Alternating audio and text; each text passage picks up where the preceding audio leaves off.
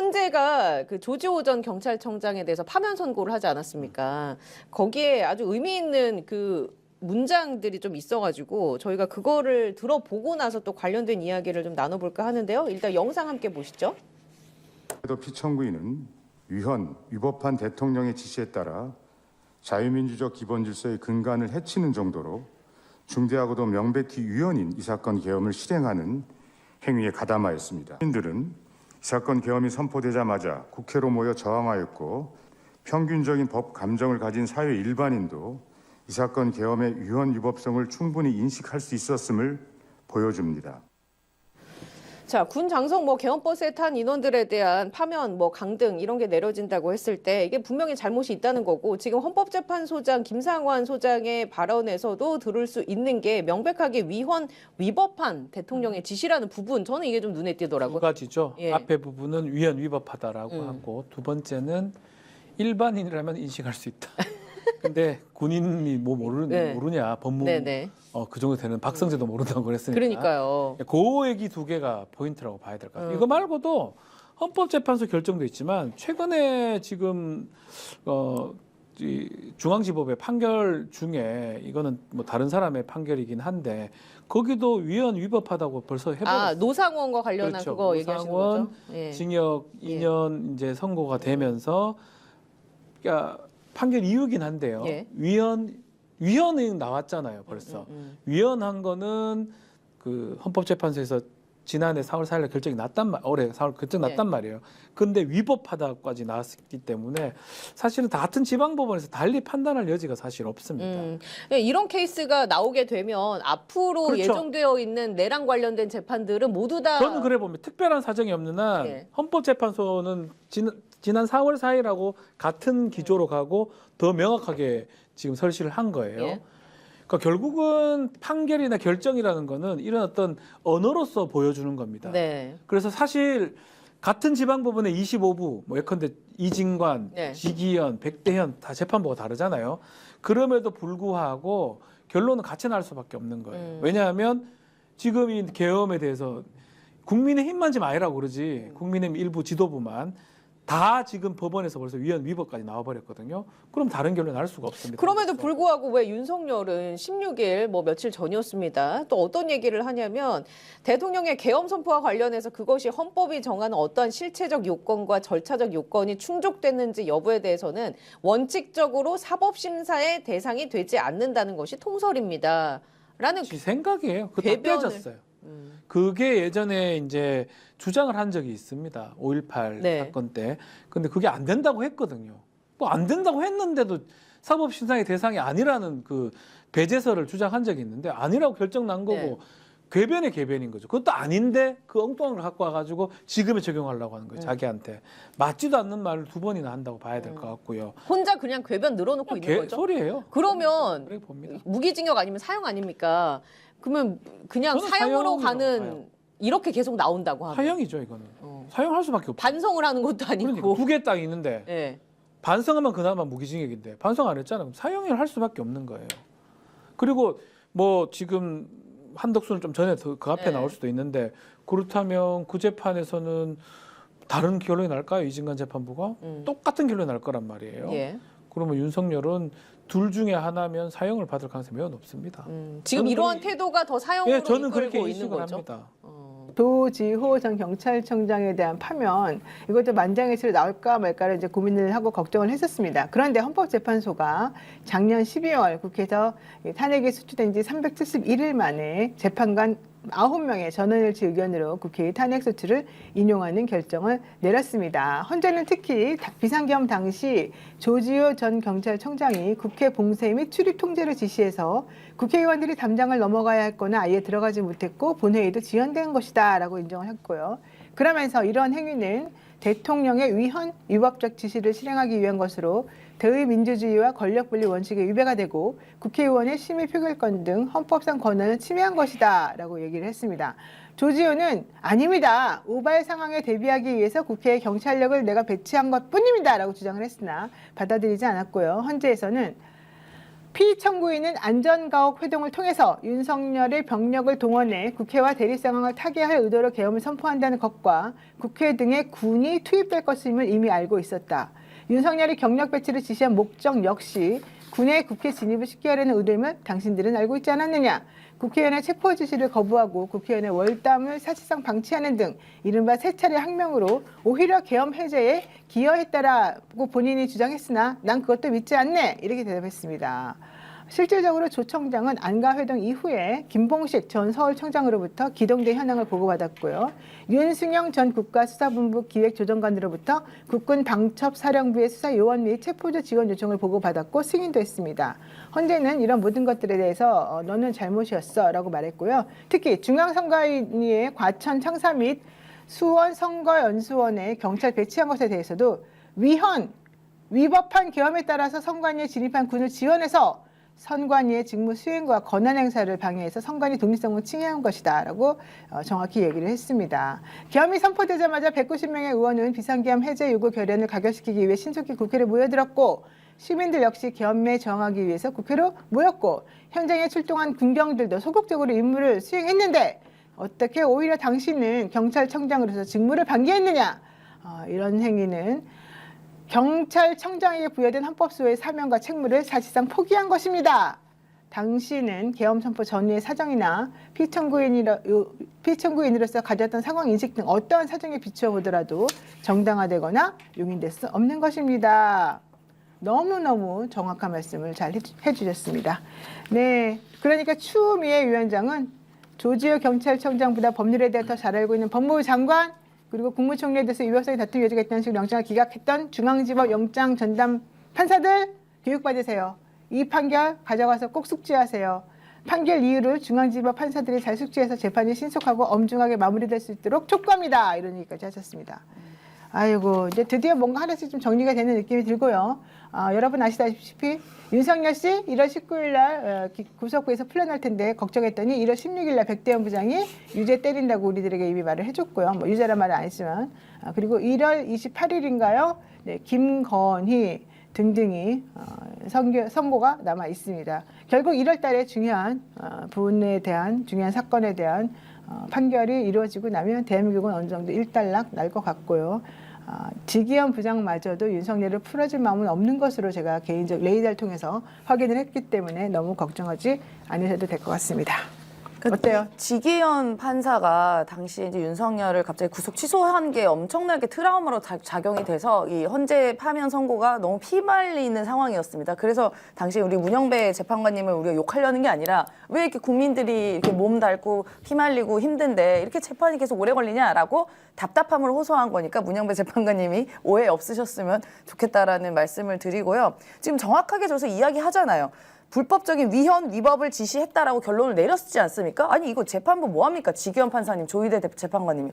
지금 몇 번이나 위헌, 위법했다고 대통령이 그렇게 얘기를 했는데 아직까지 그렇게 이 재판이 이렇게 느리게 돌아가는 것은 국민이 이제 더 이상 가만히 있지 않을 것이라고 보고 특히나 저기서 전 또 의미 있던 얘기가 무엇이냐 하면 그 헌법재판소에서 얘기한 것 중에 이게 일반인도 상식적으로 이 불법 비상계엄이 불법인 걸 알고 시민들이 가서 담벼락에 가서 온몸으로 막았던 거 아니냐. 근데 어떻게 경찰청장이 이걸 불법인 거 몰랐냐. 그럴 리 없다. 이건 부당한 위헌, 위법 지시인 것이다. 라고 이제 정리를 딱 해줬어요. 그러니까 이걸 근거로 저도 지금의 사법부, 지기현 재판장을 비롯한 나머지 그 사법부도 이 근거를 토대로 추미애 우리 의원님 얘기처럼 돌아갔으면 좋겠고 그리고 이제 사법 시스템이 지금은 헌재만 제대로 작동하는 것 같다라는 느낌이 들거든요, 개인적으로는.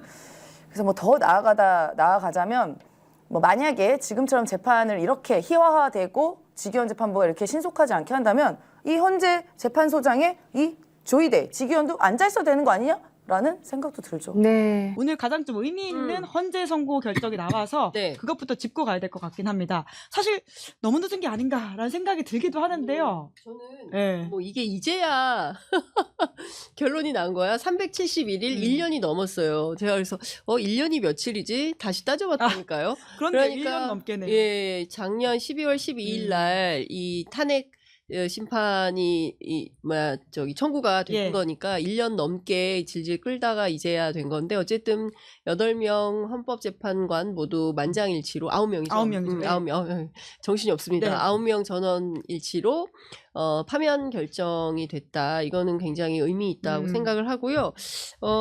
다 떠나서 뭐 여러 가지 언론들이 짚고 있지만 저는 오늘 이 기사를 쭉 읽으면서 어떤 생각이 들었냐면 선관위가 다시 떠올랐어요. 선관위. 그러니까 중앙선관위의 경찰, 그러니까 국회도 마찬가지고 중앙선관위에도 그 군뿐만 아니라 경력을 투입해서 그랬죠. 실제로 계엄에 적극적으로 협조한 것이 이번에 파면의 이제 주요한 원인과 사유가 됐었던 건데 지금 생각해 보면 그날 경찰들이 적극적이진 않았지만 네. 경찰이 전체가 다 국회를 삥 둘러싸고 있었어요.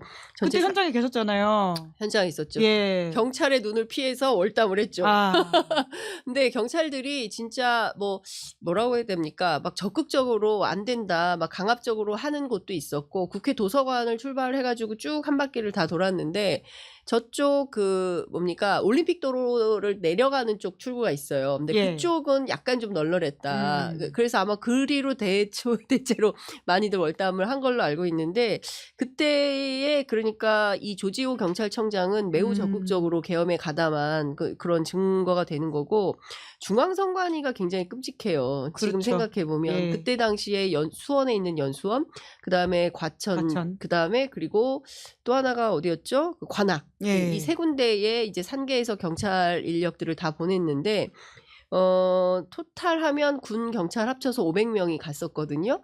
근데 그 유명한 누굽니까? 노상원. 예. 거기에 나온 것처럼 야구 방망이 그리고 작두 이런 것도 있었잖아요. 그다음에 뭐 케이블 타이 절지, 2건 예. 끼워 예. 그러니까 이 고문으로 부정선거를 조작하려고 했던 그러니까요. 뭐 이런 걸 종합해 보면 너무 늦은 감이 있지만 잘 결정되었다 이런 생각이 좀 듭니다. 네, 댓글창에 헌법재판관의 주문이 당연한 내용인데 소중하게 느껴져서 슬펐다. 맞아요. 라는 말씀이 있으시네요. 참 우리가 이런 당연한 것까지도 소중하고 애틋하게 여겨야 되는 시절을 건너가고 있다라는 생각이 드는데요. 우리 이정주 기자의 짧게 코멘트 듣고 이제 국민의힘 이야기로 넘어가 볼까요? 저는 그 조지호 청장하고 김봉식 서울청장 예. 이 두 분의 그날 행동들이 사실 계엄군까지는 이제 군이 움직인 건데 일단은 현장에는 그 국회 앞에는 늘 경찰들이 있으니까 경찰이 가장 먼저 이제 현장 통제를 하거든요. 근데 이제 보였던 모습들이 사실 경찰청장 정도면 이 상황이 판단이 안 되지 않습니다. 네. 근데 이제 나중에 보면 뭐 중간에 11시 몇 분 한번 풀었다가 다시 묶었다가 하는데 그걸 근거로 이제 자신은 월담을 허용한 게 방치한 거다. 예. 일종의 나는 계엄 해제 방해를 한 게 아니다. 이렇게 했는데 그 말도 안 되는 소리죠 사실은. 그러니까요. 월담을 그럼 월담 못하게 열어주면 되잖아요. 예. 그렇죠. 근데 그때 그 상당히 실랑이가 많이 있었어요. 이분은 국회의원입니다. 국회의원 들어가야 되는데 국회에 국회의원이 들어가는데 왜 못 들어가게 하느냐. 시민들이 엄청나게 싸웠고 일부 국회의원들 같은 경우에는 실랑이 하는 가운데 그냥 넘어가고.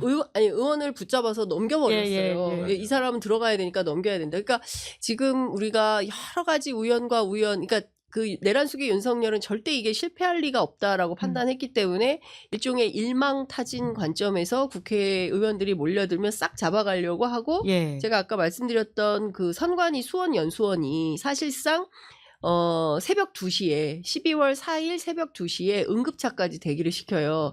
그러니까 이거는 뭐냐면 필경 그 전부 수용시설로 해가지고 예. 유혈 사태가 났을 때 혹시라도 그런 생명의 위협이 있는 사람들을 케어하려고 준비시킨 거 아니냐라는 의혹까지 있는 거 아니겠습니까? 그러니까 이 사람들은 다 죽일 생각을 했었구나. 그런 것만 생각해도 정말 끔찍한 거고 그런 범죄에 가담했던 인간들이 지금 이 순간까지도 뻔뻔하게 내 잘못은 없어. 그냥 계엄이 아니라 계몽을 하려고 했던 거야. 뭐 이런 말도 안 되는 주장 특히 내란숙의 윤석열 기가 오늘도, 막힌 겁니다. 예. 오늘도 뭐 무슨 자식 생각하는 마음이라고 이야기하더라고요. 그런 마음으로 계엄을 했다라고 아니, 하던데. 자식 생각하는 사람이 무슨 비상계엄을 합니까? 그 새벽에 자식들이 다 뛰쳐나와가지고 국회대로에서 저는 지금도 잊혀지지 않는 그 여대생이 있어요. 예. 19살인데 올해 1학년이라고 하더라고요. 그래서 술이 잔뜩 취했어.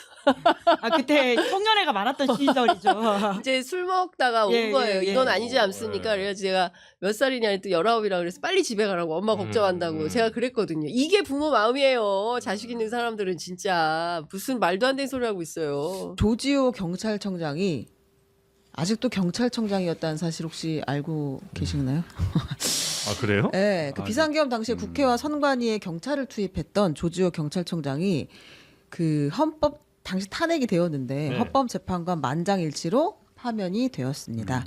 헌법재판소는 이 12.3 비상계엄이 자유민주적 기본질서의 근간을 해치는 중대하고도 명백한 위헌, 위법적 행위였다라고 이제 그 결정문에 썼고요. 그리고 조지호 전 청장은 헌재 결정을 존중한다. 경찰과 공직사회 모두 같은 사례를 반복하지 않길 바란다라고 하고 받아들였습니다. 네. 그러니까 일단 탄핵이 됐고 네, 한 1년 지났잖아요. 그렇죠. 1년 동안 계속 그러면 월급을 받았냐고요? 예. 그렇죠. 그렇죠. 일은 직무 소추만 정지 기간 됐으니까. 동안이기 때문에 할수 일은 없죠. 할 수 없고 정확히 연봉 받은 거죠. 딱 1년 네, 됐으면. 딱 1년치 네. 받았습니다. 다른 건못 일은 받고. 안 하고 일은 할 수가 할 수가 없으니까 없지. 안 하는 거예요. 소추만 됐고 직무 정지인데. 그러니까 헌재를 굉장히 존중하게 네. 파면되면 꿀 빨아도 돼? 연금이 연금이 안 나. 반으로 줄어요. 아, 네. 연금. 연금이 아예 안 나오지 않아요? 파면은? 아니 해임이 반이고 아니 그럴걸요? 알겠습니다. 변호사님 맞잖아요. 해임과 파면하니까 갑자기 머리가 헷갈리네요. 변호사님 저랑 상관없는 공무원 연금이라.